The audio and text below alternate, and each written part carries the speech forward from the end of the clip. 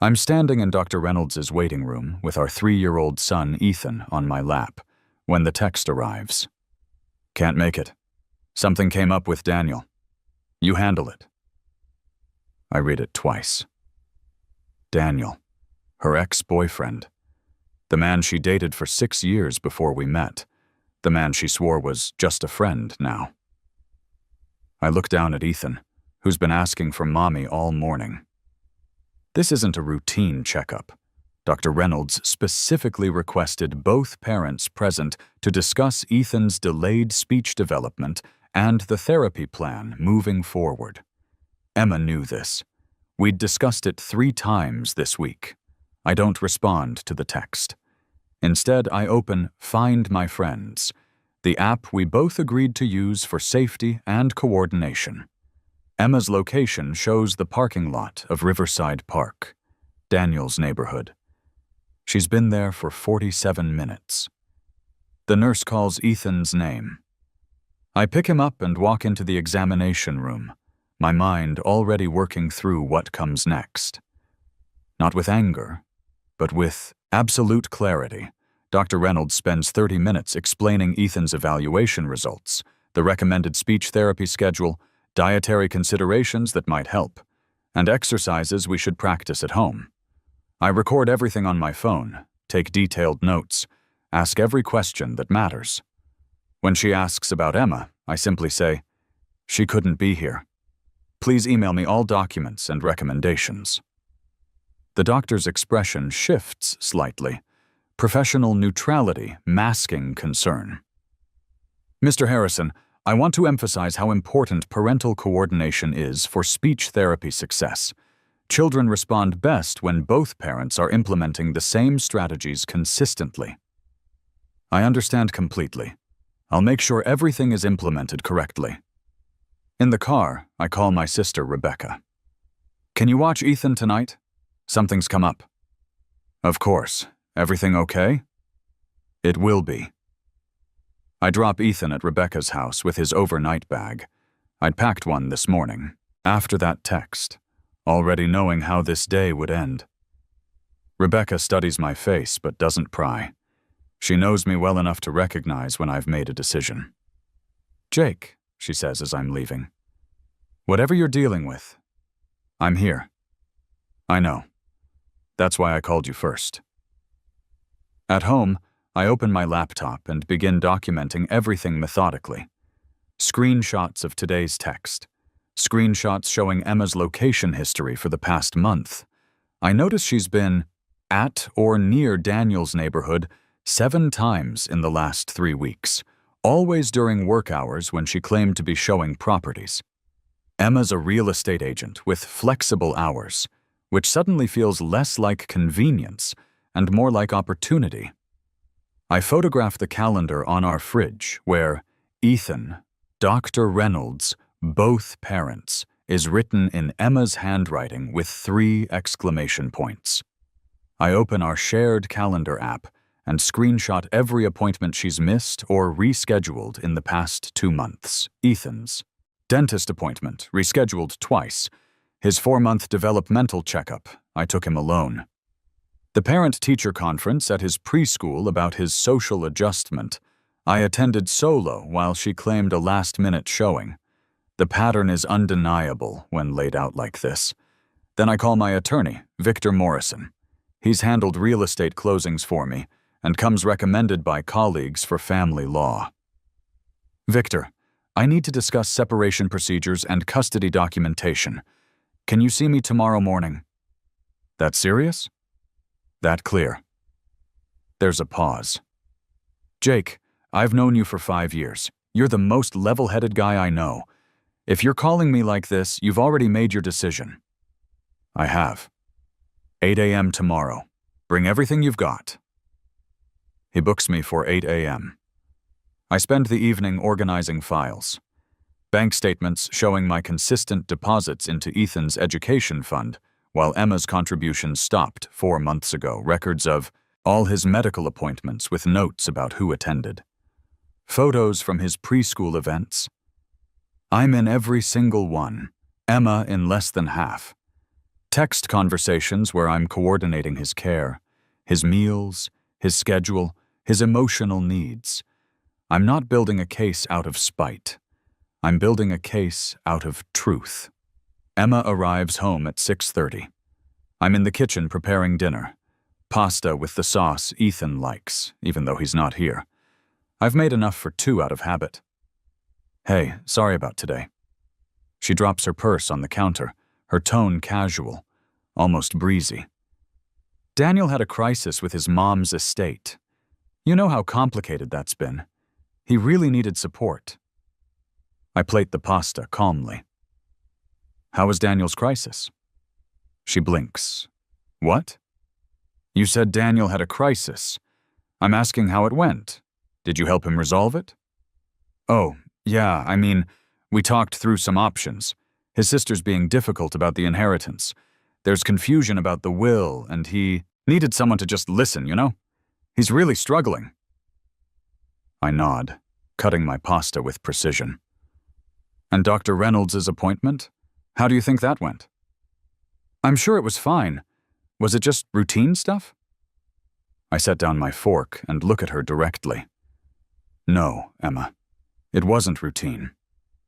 Dr. Reynolds identified significant delays in Ethan's speech development. She's recommending intensive therapy 3 times a week, possible evaluation for auditory processing issues, and she wanted both parents there to ensure we understood the treatment plan and could coordinate our approach.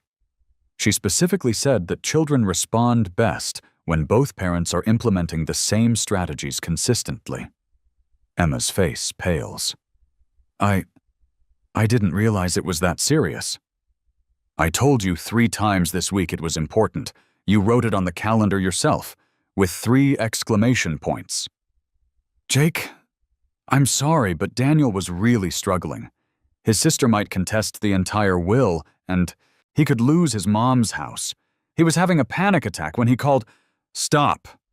I set down my fork. I need you to hear what I'm about to say very carefully. You chose Daniel's estate issues he could have handled with his own family, his attorney, or a therapist, over our son's medical needs. That's not a scheduling conflict. That's a choice that reveals your priorities. That's not fair. You're twisting this. I'm stating facts. Here's another fact. I'm sleeping in the guest room starting tonight. Tomorrow I'm meeting with my attorney to discuss separation terms and custody arrangements. The color drains from her face completely. What? Jake, you can't be serious. Over 1 missed appointment? Over a pattern of choices that put Daniel ahead of our family. This wasn't one mistake, Emma. I checked your location history. 7 visits to Daniel's area in 3 weeks, all during work hours. How many property showings did you actually miss? How many client relationships suffered? How many times did you lie about where you were? I never lied. Lies of omission are still lies. You've been prioritizing your ex-boyfriend while I've been handling everything with Ethan. His routines, his meals, his bedtime, his worries about why he can't say words like other kids. Today crystallized what I've been refusing to see. You've checked out of this family. I love Ethan. Then you should have been there today when he needed both his parents. He asked for you 4 times in that waiting room. 4 times, Emma. Do you know what I told him? Mommy's working, buddy. She'll see you later.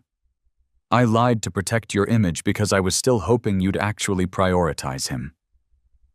Tears streamed down her face. Jake, please. We can go to counseling. I made a mistake, but we can fix this. I'll stop seeing Daniel completely. I'll be more present. You'll make promises. That's what you're good at. But your actions tell me everything I need to know. 2 months ago, you missed Ethan's developmental checkup. I took him alone. You said you had a major listing presentation. Last month, you missed his parent-teacher conference. I went alone while his teacher explained he's withdrawn and struggling socially. You said you had an emergency showing. 3 weeks ago, you forgot to pick him up from preschool. I left a project meeting to get him because you didn't answer your phone for 40 minutes. You apologized and said you lost track of time. I did lose track of time. Because you were with Daniel. I checked. Every single one of those days, your location showed you near his apartment. You've been living a double life, Emma, and I've been compensating for your absence while pretending not to notice. That ends today. I stand, taking my plate to the sink. I'll be clear about what happens next. I'm filing for primary custody. I'll agree to generous visitation, but Ethan's primary residence will be with me. I want them short. House. I'll buy out your equity at current market value. You can keep your car and your separate accounts. I want this handled civilly and quickly. Emma's sobbing now, mascara running down her cheeks. Jake, please, can we just talk about this? I made mistakes, but we can fix this. We have a family. We have history. We have a son who deserves parents who show up for him.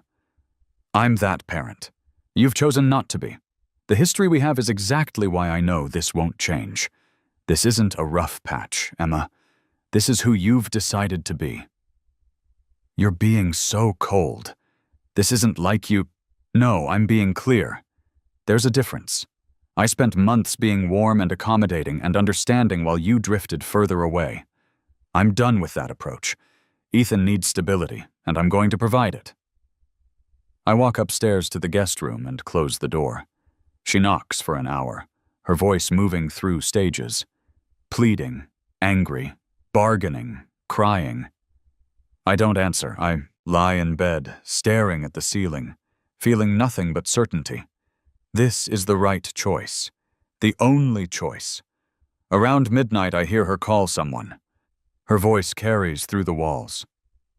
Daniel, can I come over? Jake and we're separating. I need somewhere to stay tonight. I hear his response even from here. Surprise, hesitation, something about bad timing. She ends the call. I hear her crying in our bedroom. Her bedroom now. Until I finally fall asleep. The next morning, I'm in Victor's office at 8 sharp. He reviews my documentation. Texts, location histories, calendar photos, medical records showing Emma's absence from previous appointments I hadn't emphasized at the time, financial records showing my consistent contributions. This is thorough, Victor says, impressed. Very thorough, with evidence of her repeatedly prioritizing the ex-boyfriend over parental responsibilities, especially medical appointments. We have a strong case for primary custody. Courts care deeply about patterns of parental engagement, and you've documented a clear pattern. I want this settled fast. I'll be reasonable about asset division if she's reasonable about custody. Smart. Let me draft a proposal. If she contests, this gets expensive and ugly for everyone. If she doesn't, we can be done in 60 days. Draft it to be fair, but firm. I'm not trying to punish her. I'm trying to protect my son. Victor nods approvingly. That's the right approach. Judges respond well to parents who prioritize the child's welfare over revenge. I go to work. I'm a civil engineer managing infrastructure projects and function normally, professionally. But I've already informed my supervisor about my situation, requested flexible hours for Ethan's upcoming therapy, and documented everything for HR. My boss, Patricia, is supportive. Take whatever time you need, she tells me. Family comes first. We'll adjust project schedules. I appreciate that. I'm still committed. To the bridge renovation timeline. Jake, you're one of my best engineers. I'm not worried about your commitment. Take care of your son. The bridge will be here. Emma calls 14 times that day. I don't answer. She texts, apologizing, begging, explaining. I don't respond. Each message gets more desperate. Please, Jake, let's talk. I'll do anything to fix this. Ethan needs both his parents. You're being unreasonable. Daniel means nothing to me compared to you and Ethan. I'm coming home tonight. We need to talk face to face. I finally respond with one message. My attorney will contact yours. All communication about the separation goes through them. We can discuss Ethan's immediate needs directly, but nothing else. I'll be home at 6. If you want to see Ethan tonight, be there then. That evening, I pick up Ethan from Rebecca's. "Daddy, where Mommy?" "Mommy's at home, buddy. You'll see her soon. But you're staying with Daddy for a while." "Why?" "Because Daddy and Mommy are going to live in different houses for a while. But we both love you very much, and that never changes." He processes this with 3-year-old logic. "Can I bring my dinosaurs to both houses?" "Absolutely. Your dinosaurs go everywhere you go." Rebecca walks me to my car, her hand on my shoulder. "You're really done?" "Would you respect a man who stayed after his partner chose her ex over their son's medical crisis?" She hugs me tight. "No. I respect you for having boundaries. I respect you for protecting Ethan, and I'm proud of you for not letting this drag out." At home, Emma's waiting. She's made dinner, something she hasn't done in months. The table is set. She's clearly been crying, but has composed herself. "I made your favorite," she says. "Chicken parmesan. And I got Ethan's favorite juice boxes." Ethan runs to her. "Mommy!" She scoops him up, holding him tight. "Hi, baby. I missed you so much."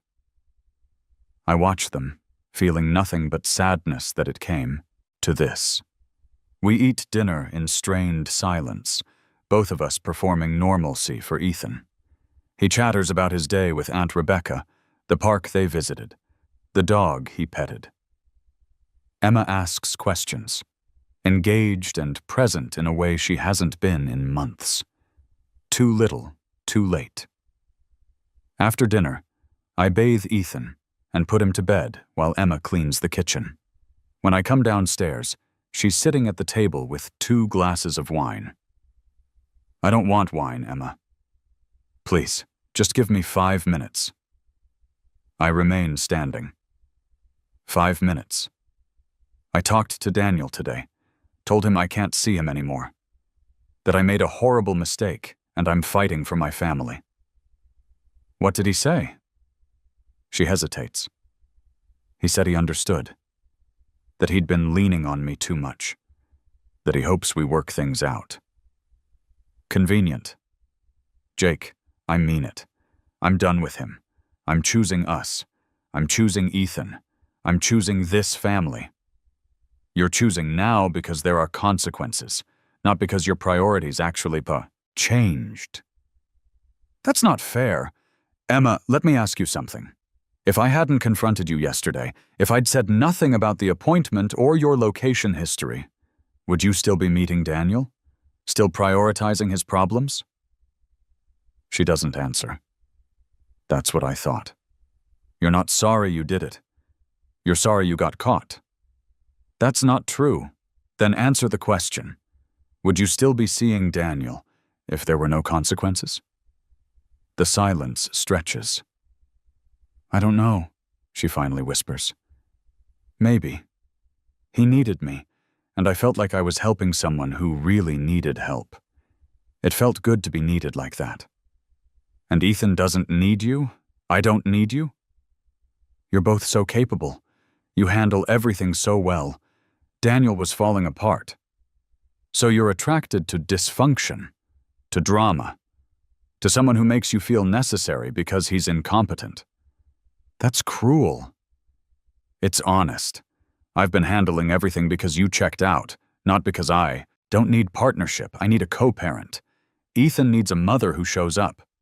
But you chose someone else's needs over ours because his needs felt more urgent, more dramatic, more validating." She's crying again. "I don't know how to fix this." "You can't. That's what I'm trying to tell you. The trust is broken. The pattern is established. Even if you never speak to Daniel again, I'll always wonder if you're choosing someone else over Ethan. I can't build a life on that foundation." "So that's it? Years of marriage, a family, our life together, you're just throwing it away?" "No, Emma, you threw it away. I'm just acknowledging what you already did." 2 days later, Victor sends Emma the separation proposal.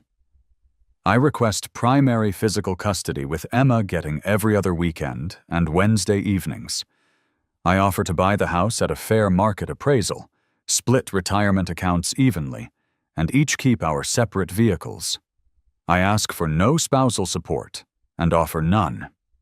Emma's attorney calls Victor within hours. My client wants to negotiate the custody arrangement. She's requesting 50-50. Victor looks at me.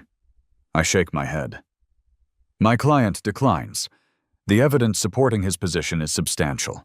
If Mrs. Harrison wants to contest this, we'll present documentation of her pattern of absenteeism, missed medical appointments, and prioritization of her ex-boyfriend. We don't want to go that route, but we will. There's a long pause. I'll talk to my client. Emma's response comes 3 days later. She agrees to everything. Victor calls me, surprised. She didn't counter anything. She's signing as is. Her attorney said she knows she can't win a custody battle and doesn't want to put Ethan through litigation. Good. Let's finalize this. The divorce finalizes in 53 days, one of the fastest uncontested cases Victor's handled. During those 53 days, I focus entirely on Ethan. I take him to every speech therapy session, 3 times a week as recommended. The therapist, Miss Rodriguez, is excellent. She teaches me exercises, gives me homework, shows me how to turn every daily activity into language practice. You're doing everything right, she tells me after the 3rd session. Ethan's already showing improvement. Consistent parental engagement makes all the difference. I implement every strategy she recommends. I adjust his diet based on Dr. Reynolds' suggestions, more omega-3s, less processed sugar, foods that support neurological development. I read to him for an hour every night, narrating everything we do to build his vocabulary. I learn basic sign language to help him communicate frustration when words fail him. When Emma shows up for her Wednesday visits and every other weekend custody, Ethan is polite, but not enthusiastic. He goes with her willingly, but asks when he's coming home to me. Emma tries to talk to me each time. I remain polite, distant, focused only on logistics. Ethan ate lunch at noon. He needs his medicine at 6. Here's his therapy homework for the weekend. Ms. Rodriguez wants you to practice the tongue exercises with him twice a day. Instructions are in the folder. Jake, can we please just talk? There's nothing to discuss beyond Ethan's care. Have a good weekend, Emma. I close the door. Through Rebecca, I hear that Emma and Daniel dated for 6 weeks after our separation, then imploded. Daniel apparently had been using Emma for emotional support while he was pursuing someone else, a coworker. When Emma found out, she was devastated. The irony isn't lost on me, but I feel nothing about it. Not satisfaction, not sympathy, nothing. Rebecca tells me over coffee one Saturday while Ethan's at Emma's. She called me last week, asked if I thought you'd ever consider reconciliation. What did you tell her? I told her the truth, that you're not that kind of person, that when you make a decision like this, it's final, that she had her chance and she blew it. Good. She's not doing well, Jake. Lost a major client because she's been distracted. Her broker is concerned about her performance. I think the reality of what she lost is finally hitting her. That's unfortunate, but it's not my problem. Rebecca studies me. You really don't feel anything about this? I feel bad that Ethan's mother is struggling, but I don't feel responsible for fixing it. She made her choices. These are the consequences. 3 months after the divorce, Ethan speaks his first full sentence during therapy. Daddy, I love you. Ms. Rodriguez tears up. I cry in my car for 10 minutes afterward. 6 months post-divorce, Ethan's speech has improved dramatically. He's now age-appropriate in most areas and only slightly delayed in complex sentence structures. Dr. Reynolds is thrilled with his progress. Whatever you're doing, keep doing it, she tells me during his 6-month follow-up. The consistency and intensive support have made all the difference. Many children with his initial delays don't progress this quickly. He works hard. We practice every day. And he has a parent who shows up. That matters more than any therapy. I've lost 15 pounds through stress initially, then through taking up running while Ethan's at preschool. I run the same trail every Saturday morning, pushing myself harder each week. I'm in the best shape of my life. I've been promoted at work, leading a major bridge renovation project, the largest in the city's history. My team respects me, my boss trusts me, and the work gives me purpose beyond parenting. I've bought out Emma's equity, and the house is mine. Ethan has his room exactly how he wants it. Dinosaur wallpaper, a reading nook, shelves full of books organized by color like he requested. I'm not dating. I'm not interested. My focus is being the father Ethan needs. I run into Emma at Ethan's preschool spring program. She looks exhausted.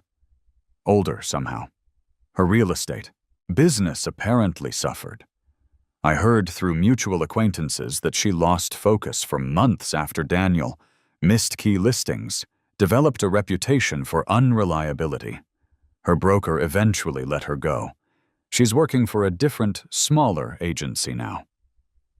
Ethan looks so happy, she says, watching him sing with his class. He's in the front row, singing every word clearly. He is. You're doing an amazing job with him. His speech. It's incredible how much he's improved. We work at it every day. I know. He tells me about your practice sessions, the games you play, the songs you sing. She pauses. He talks about you constantly when he's with me. It's always Daddy said, and Daddy does, and Daddy taught me. I don't respond. Jake, I know I can't undo what I did, but I need you to know I think about that day constantly. Missing that appointment, choosing Daniel. It was the worst decision I ever made. I destroyed everything good in my life. I watch Ethan, who's spotted me in the crowd and is waving enthusiastically. I wave back, and he grins wider. Emma, I don't say this with anger. I say it as observation. You made dozens of decisions that led to that moment. Daniel over Ethan wasn't one bad choice. It was the culmination of months of bad choices. You just didn't think there would be consequences. I lost everything. No, you lost what you stopped valuing. There's a difference. The program ends.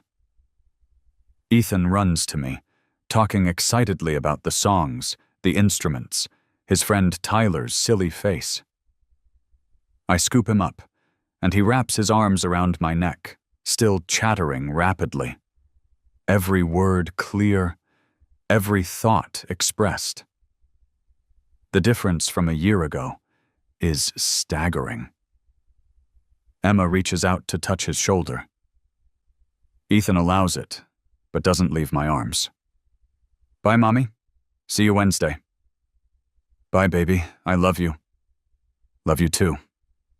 Daddy, can we get pizza? You promised pizza if I sang all the words right. You sang every word perfectly, buddy. Pizza it is. We walk to the car, Ethan chattering about wanting extra cheese, asking if we can stop at the park. Simple, normal 3-year-old concerns delivered in clear, confident speech. I buckle him into his car seat, and he's still talking, asking questions, making observations about everything he sees. In the rearview mirror as I drive away, I see Emma standing alone in the parking lot, watching us leave. I feel no triumph, no vindication, just gratitude that I recognized the truth when I did, and acted on it immediately, that I didn't waste months or years hoping someone would become who they clearly weren't, that I chose my son over my comfort, boundaries over false peace. The next year unfolds with steady rhythms. Ethan thrives. His speech therapy graduates him to monthly check-ins only. He makes friends easily now, tells elaborate stories about dinosaurs and spaceships, asks endless questions about how bridges work and why the sky is blue. I answer every question, patiently, thoroughly, encouraging his curiosity. His preschool teacher pulls me aside one day. Ethan's vocabulary and communication skills are now above average for his age group. Whatever happened between his evaluation and now, it's remarkable. You should be very proud. I am proud, not just of Ethan, but of the decision I made to prioritize him absolutely. I meet someone eventually, not through dating apps or setups, but naturally. Melissa is another parent at Ethan's preschool, a widow raising her daughter alone after her husband died in a construction accident 2 years ago. We start talking at Pickup, discover we both run the same trail on Saturday mornings, begin running together. It's slow, careful, built on friendship first. She understands priorities because hers match mine. Children first, always. I'm not interested in complicated, she tells me one morning after our run. I'm interested in someone who shows up, who means what they say, who puts their kid first. That's all I know how to be anymore. Good. That's exactly what I need. Ethan likes her. Her daughter Zoe likes me. They play together at the park while Melissa and I talk about work, about parenting, about rebuilding lives after loss. Nothing rushes. Everything earns its place. We date for 6 months before I introduce the idea of her meeting Ethan officially, though they already know each other from school. For our first official family outing, we go to the zoo. Ethan and Zoe race ahead, pointing at animals, sharing facts they've learned. "He's a great kid," Melissa says, watching them. "You've done an incredible job." "I just showed up consistently. It turns out that's most of what kids need." Emma hears about Melissa through the preschool parent network. On a Wednesday exchange, she looks stricken when she sees Melissa's car in my driveway. She's dropping off Zoe for a playdate with Ethan. "You're dating someone." That's not relevant to Ethan's care. Does he like her? Ethan's well-being is my priority in every decision I make. That hasn't changed. I hand her Ethan's backpack, the weekly schedule, his therapy progress notes. He's been asking about his mommy time. Try to be present when you're with him. No phone, no distractions. He notices. She nods, tears forming. "I'm always present when I'm with him now." Good. That's what he needs. I close the door. 2 years after the divorce, I'm standing on the newly renovated bridge my team designed, watching the first cars cross. It's a beautiful April morning. Ethan's holding my hand, asking questions about cables and weight distribution.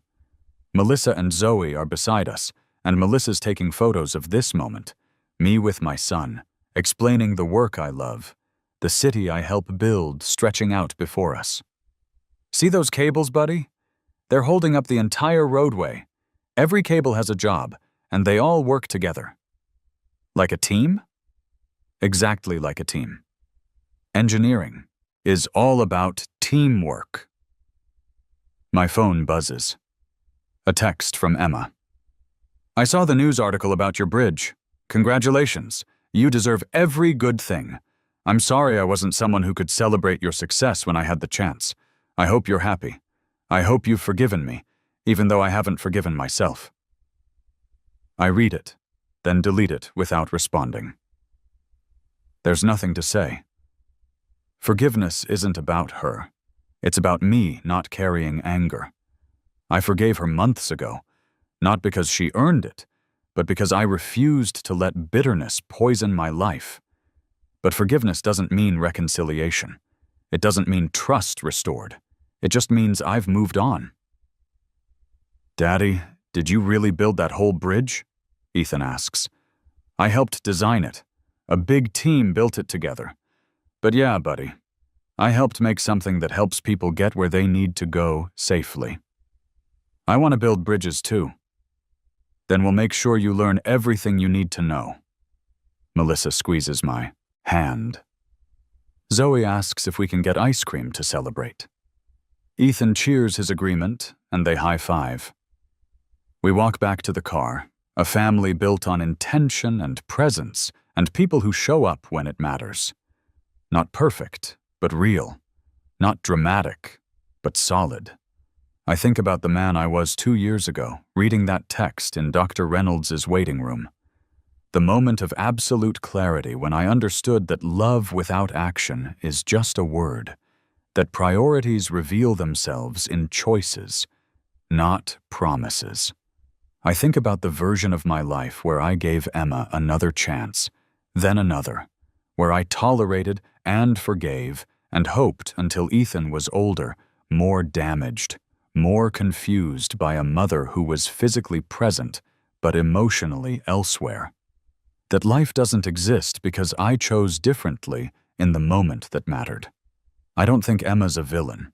She's someone who got lost, who prioritized comfort and old feelings over commitment and growth, who thought she could have everything without choosing anything.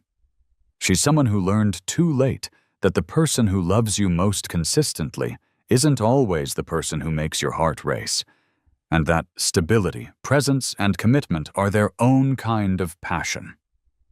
But that's her lesson to live with, not mine to teach. Mine was simpler.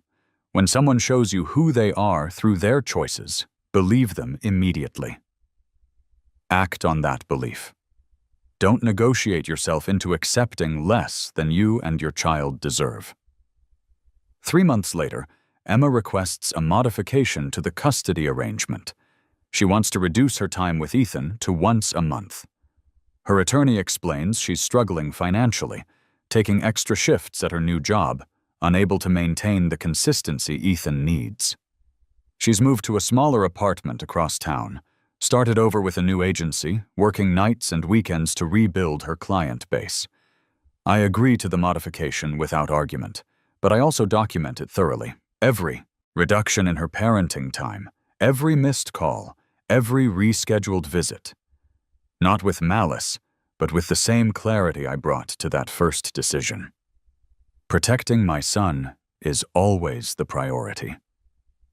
Ethan barely notices the change. His world is stable now, his home with me, and increasingly with Melissa and Zoe, his friends, his school, his routines. Emma becomes more like a distant aunt, who visits occasionally, less like a primary parent. He still loves her, still lights up when she calls, but he doesn't ask for her daily anymore. When he's 5, Ethan asks me directly, "Why don't I live with Mommy too, like Tyler lives with both his parents?" I kneel to his eye level. Some families have everyone in the same house. Some families have parents in different houses. What matters isn't the setup. It's that everyone who takes care of you loves you and shows up for you. Do you feel loved and taken care of? Yeah, you're always here. And Melissa makes the good pancakes, and Zoe shares her toys even when I'm annoying. I hug him. Then that's what matters, buddy. But does Mommy love me? Yes, she does. Sometimes adults make choices that mean they can't be there as much as they wish they could. That's about Mommy's life being complicated, not about you. You are so easy to love, Ethan. Never doubt that. He accepts this because he's 5 and resilient and surrounded by people who demonstrate love through action every single day. I think Emma loves him in whatever capacity she's capable of.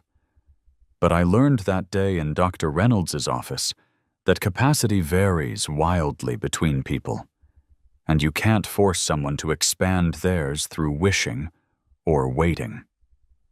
4 years after the divorce, I marry Melissa in our backyard with Ethan and Zoe as part of the ceremony. We exchange vows, not just to each other, but to the family we're building together. Ethan stands beside me in his small suit, holding the rings, beaming with pride. Zoe stands with Melissa, taking her role as flower girl with intense seriousness. Emma's invited, per our attorney's advice about maintaining civility, and because Ethan wants her there. She attends, sits in the back, leaves immediately after the ceremony. She sends a card later that week. "You've built something beautiful. I'm happy for you. I'm sorry I couldn't be part of it. Love to Ethan always." I genuinely hope she finds happiness. I wish her no ill will, but I don't wish she was part of our lives again either. The life I have now, waking up to Melissa, making breakfast for 2 kids who argue about everything but clearly love each other, working on projects that matter, coming home to people who want me there, exists because I made one clear decision in a moment of betrayal. I didn't negotiate. I didn't wait for more proof. I didn't give chances to someone who'd already shown me exactly who they'd chosen to be.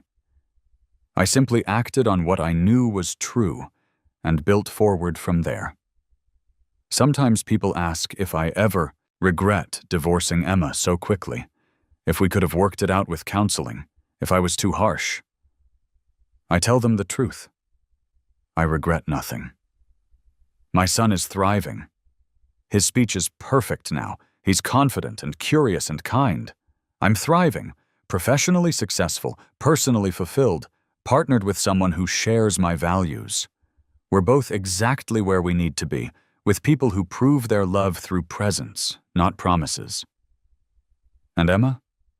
I hear through distant channels that she eventually found stability, moved to a different city for a fresh start, has a steady job and a quieter life. She's dating someone apparently, someone stable and kind. I hope that's true. I genuinely wish her the best. But I never wish she was still in my life, in Ethan's daily life, in our home. That door closed the moment she texted, "Can't make it," and chose someone else's crisis over our son's crucial medical appointment. Some doors, once closed, should stay that way. Not from bitterness, but from wisdom. Not from revenge, but from clarity about what you and your child deserve. 5 years after the divorce, Ethan's in 2nd grade, reading at a 5th grade level, fascinated by science and engineering. He wants to understand how everything works. Melissa and I have been married for a year. Zoe and Ethan introduce each other as siblings without hesitation. We're at Ethan's school science fair when I see Emma in the crowd. She's alone, standing at the back. Ethan's project, a model bridge he designed based on the principles I've taught him, wins 1st place. He runs to me and Melissa, holding his ribbon. "I won! Daddy, I won!" "You absolutely did, buddy. That bridge design was brilliant." Emma approaches slowly. "Congratulations, Ethan. Your project was amazing." "Thanks, Mom. Did you see how I used the tension cables? Daddy taught me that." "I saw. It's wonderful." She looks at me, and in her eyes is the full weight of everything she lost.